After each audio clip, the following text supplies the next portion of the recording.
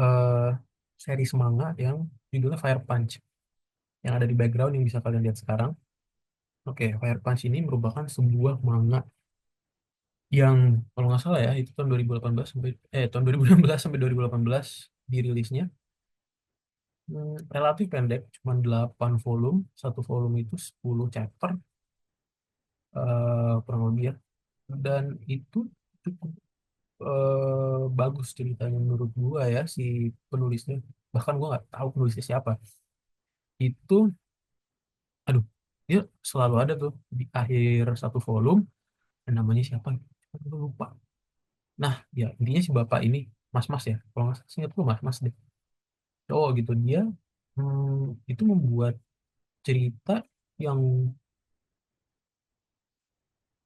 rumit, menurut gua rumit, rumit dan penuh makna dan sangat emosional. Terus dia bisa nge-compact cerita itu jadi 8 volume. Menurut gue itu sangat ajaib ya. Kemampuan dia untuk berpikir, merangkai kata-kata, membuat world building, juga mm, kemampuan dia buat bikin plot twist juga bagus. Karena di cerita ini tuh kalau kalian ini akan lebih nikmat mengkonsumsi manga ini kalau kalian setidaknya pernah bersinggungan sama filsafat, terutama filsafat kontinental ya.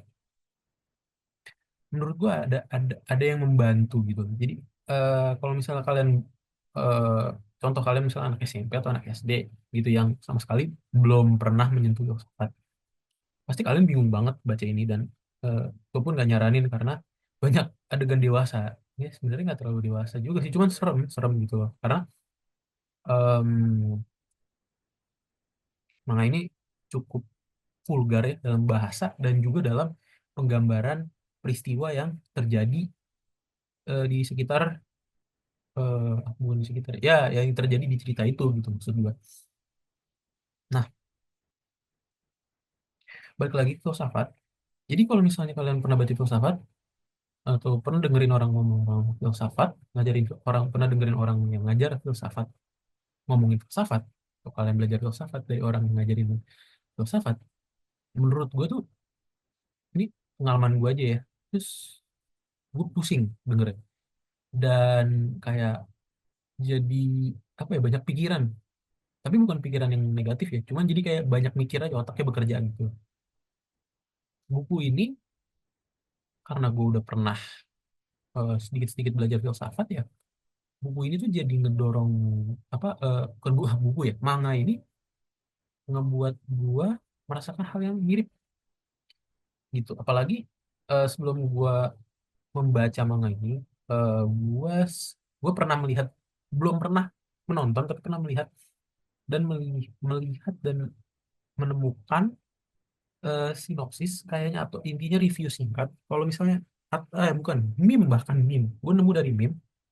Kalau misalnya jadi ada kayak pemikiran filsafat kontinental kayak apa, Nietzsche tuh apa sih pemikirannya, nihilisme.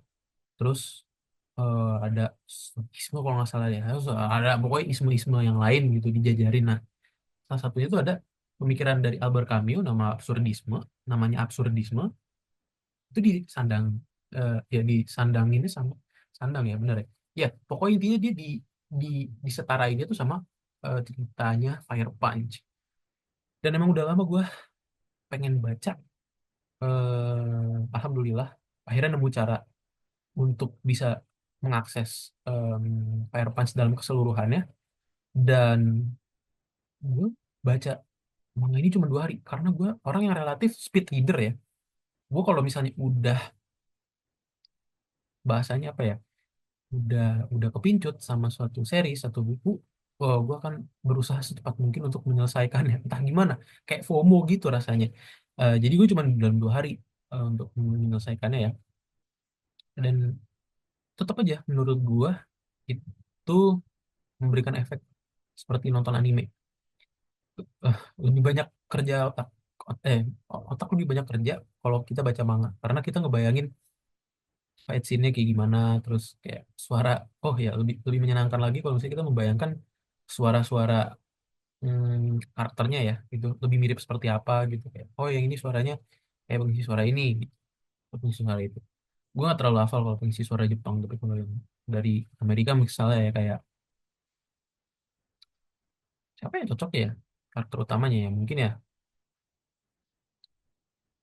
tau gua gak lupa lupa sih, cuman ya yang cocok jadi karakter utama itu udah lah nggak usah dibahas, kita nggak bahas itu juga, udah kejauhan. Nah, balik lagi ke series ini.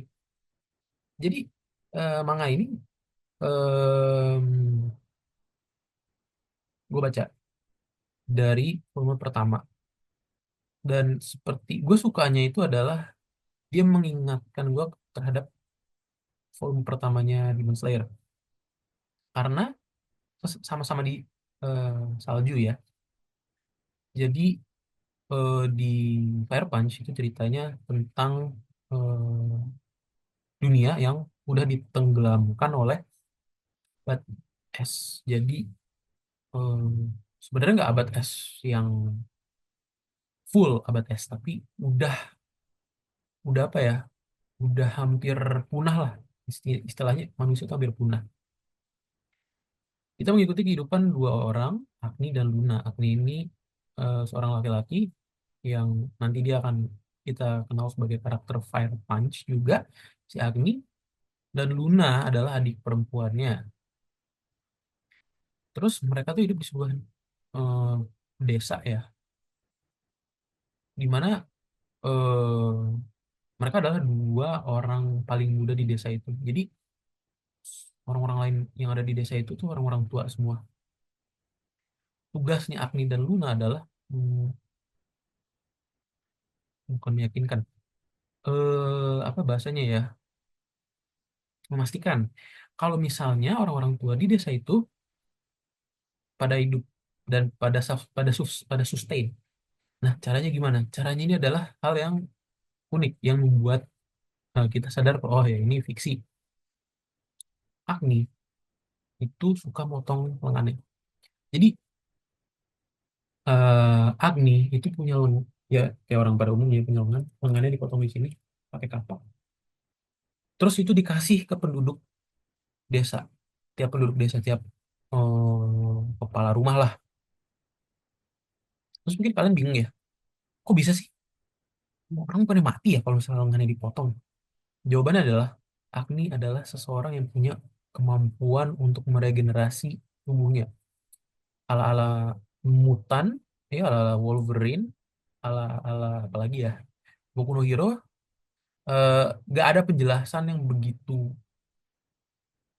konkret, yang apa ya, mereka tuh nggak terlalu memandang em, kemampuan super ini sebagai sesuatu yang perlu dijelasin, kayak misalnya contoh kayak di Naruto atau di Bleach ya, itu kan kayak oh jangan jangan Naruto dan Bleach itu cukup padat, tapi lebih padat lagi Jujutsu Kaisen, itu kan dia kejelasin banget ya, ya gini gini caranya binding vow cross apalah apa itu, ini jurusnya Gojo itu cara kerjanya begini, dia tuh pakai fisika. Di Fire Punch itu nggak ada penjelasan yang begitu mendetail tentang kenapa orang ada yang punya kemampuan super, ada yang punya kemampuan spesial. Kita cuma tahu kalau mereka punya aja gitu loh. Dan eh, menurut gue itu menyegarkan ya, karena bosen juga gitu kita ketemu shonen yang lagi dan lagi bahasnya tentang power system. Tapi ini sebenarnya bukan shonen juga sih, ini mungkin aduh di atasnya shonen apa ya, lupa gue namanya, Jonen ya kalau nggak salah, lupa lupa atau gue ngasal ya, sorry ya guys ya. Nah, em, Luna itu juga punya kekuatan yang sama dengan si Agni, tapi bedanya Agni itu kekuatannya jauh lebih kuat daripada Luna. Ibaratnya kalau misalnya si Agni tangannya diputusin, dipotong ya, dipotong dalam waktu setengah jam itu udah kembali 60%. Kalau Luna itu mungkin dia butuh seharian untuk ngembalin tangan 60%. suatu hari desa itu didatengin sama seseorang dari, hmm, kita bilang kerajaan lah, kerajaan namanya Behendor. Eh, Sebenarnya nggak tahu itu kerajaan atau republik atau apa gitu sebenarnya ya, modelnya itu sebenarnya nggak terlalu jelas juga, mungkin kerajaan. Eh, Terus namanya dia Doma. Doma ini merasa kalau misalnya, dia kasihan, oh di sini isinya orang-orang tua semua, kalian baik banget ngejagain orang tua ya, by the way itu mereka makan tangan ya, iya. Habis gitu sama si Doma semuanya dibunuh dengan kekuatannya dia. Dia juga punya kekuatan super. Doma bisa mengeluarkan api, dan mungkin kalian merasa itu konyol, kan itu dunia dipenuhi dengan es, tapi kok ada karakter yang bisa ngeluarin api? Jawabannya adalah api yang dikeluarkan oleh Doma itu gak akan bisa berhenti, sampai dengan dia ngebakar orang yang terkena api itu seluruhnya. Jadi nggak bisa dihilangin pakai air kalau nggak salah deh. Jadi dia kalau misalnya lu kebakar, ya lu kebakar terus-terusan sampai lu mati gitu loh, sampai badan lu nggak bisa dibakar lagi. Itu mengerikan. Akhirnya satu desa itu mati, eh, dan kita melihat Agni dalam kesakitan luar biasa karena dia juga punya kemampuan regeneratif ya. Jadi dia tuh badannya gak berhenti-berhenti kebakar ya, karena tiap kali dia kebakar, sel baru numbuh. Kemudian pada saat dia lagi tersiksa gitu, dia ngelihat adiknya sendiri yang, juga sedang tersiksa. Eh, Terus adiknya itu ngomong ke dia, kakak, hiduplah. Dari perkataan itu, akhirnya Agni berubah dari orang yang lemah dan nggak pernah tahu kekerasan dan baik hati dan lembut dan intinya orang baik lah. Dia berubah menjadi sebuah kepribadian yang cukup, nggak pedulian, tapi dibilang baik juga enggak, dibilang jahat juga enggak. Eh, Kalau menurut gue dia seorang individu yang dipenuhi dengan amarah, kebencian dan rasa sakit. Tapi kalau itu secara internal, secara eksternal sebenarnya dia orang baik gitu loh. Cuman memang badannya dia tuh kebakar dari ujung kepala sampai ujung kaki. Tapi uniknya, si Agni ini nggak seluruhnya itu kemakan sama api badannya. Ada kalau nggak salah kayak sebagian segini nih. Ini, ini seharusnya kelihatan ya di sini. Cuman, eh apa namanya? Ini gua ada roti. Seharusnya gambar Agni itu ada di background gua. Cuman dia ke stretch jadi nggak kelihatan mukanya. Nah, intinya Agni tuh, penampakannya tuh sangat sangat ikonik ketika dia udah dalam bentuk fire punch-nya dia gitu. Nah, sekarang, gua akan memberhentikan ceritanya di situ, dan memulai sebuah pertanyaan, yaitu apa yang akan Agni lakukan selanjutnya? Apakah dia akan sukses mencari si Doma dan, membunuh Doma? Kurang lebih seperti itu. Jawabannya adalah kalian cari tahu sendiri. Menurut gue ya, manga ini benar-benar nggak bisa ditebak, dan ceritanya itu sangat menyegarkan bagi gue. Sangat seru juga dan sangat berat, sangat emosional banget, banyak plot twistnya dan, nagih dan seru. Kalau ditanya endingnya satisfying atau enggak, temen gue ada yang, eh, menilai sebuah manga itu berdasarkan, salah satu, bukan menilai sebuah manga ya, tapi maksudnya salah satu hal yang dia nilai dalam, membaca manga itu adalah endingnya. Endingnya itu memuaskan atau tidak. Menurut gua endingnya itu memuaskan, tapi bagi gua. Jadi mungkin bagi kalian yang punya persepsi lain ya, nah misalnya kalian udah pernah baca juga sampai selesai, mungkin kalian juga bisa komen di bawah sini, apakah menurut kalian, manga ini tuh satisfying atau enggak. Tapi kalau misalnya menurut gua pribadi sih satisfying ya. Oh, karena beneran ceritanya itu bikin pusing. Ceritanya itu kayak roller coaster dan wow, banyak sekali apa ya? Kalau gue nyebutnya tuh hal yang vulgar gitu loh. Kayak apa ya? Kayak oh, mereka ngenalin karakter ini di satu chapter, dijelasin ini dia siapa, tiba-tiba dibunuh. Yang kayak begitu-begitu tuh banyak di sini. Eh Kayak ngingetin gue juga ke Ergo Proxy ya, yang di awal-awal Ergo Proxy. Kalau kalian pernah nonton Ergo Proxy, itu juga kalau Ergo Proxy seingat gue dia nggak ada manganya, adanya anime. Ada sih kayaknya manganya, cuman lebih terkenal animenya. Dan gue juga pernahnya nontonnya anime. Di Ergo Proxy itu juga mirip-mirip dalam segi apa ya? Menurut gue ya, makna makna dan muatan yang ada di dalam sebuah ceritanya itu juga cukup berat. Mirip-mirip kayak Fire Punch. Cuman mungkin jujur lebih hidup di Ergo Proxy, walaupun kalau kalian nonton Ergo Proxy itu agak-agak kayak menyedihkan gitu, kayak oh sepi apa gimana gitu, kayak oh dunia pos apokaliptik ya, pasca kiamat. Aneh namanya pasca kiamat, soalnya kan kiamat semuanya udah hancur ya. Pasca kiamat itu pos apokaliptik, pos apokaliptik, ini juga pos apokaliptik, tapi bedanya adalah yang Ergo Proxy itu kan penekanannya di robot ya. Kalau di sini hampir nggak ada robot. Di sini bahkan tidak ada pembahasan tentang robot sama sekali.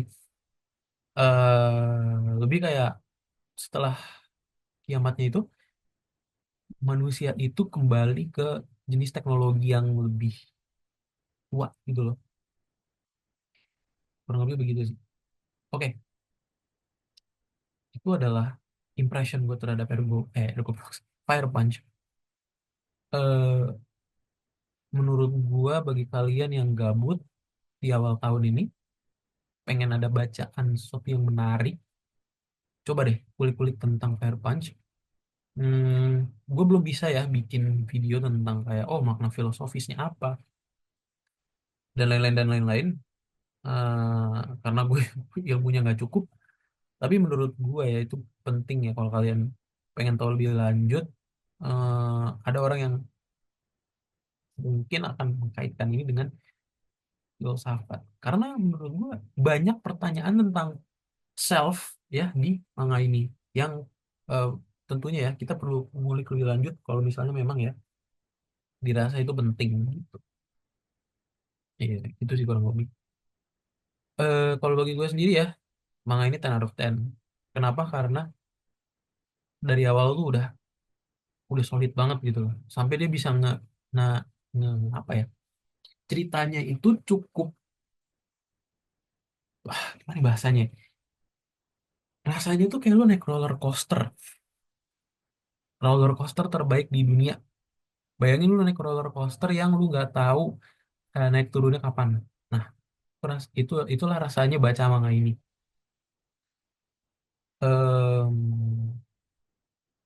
Apa ya?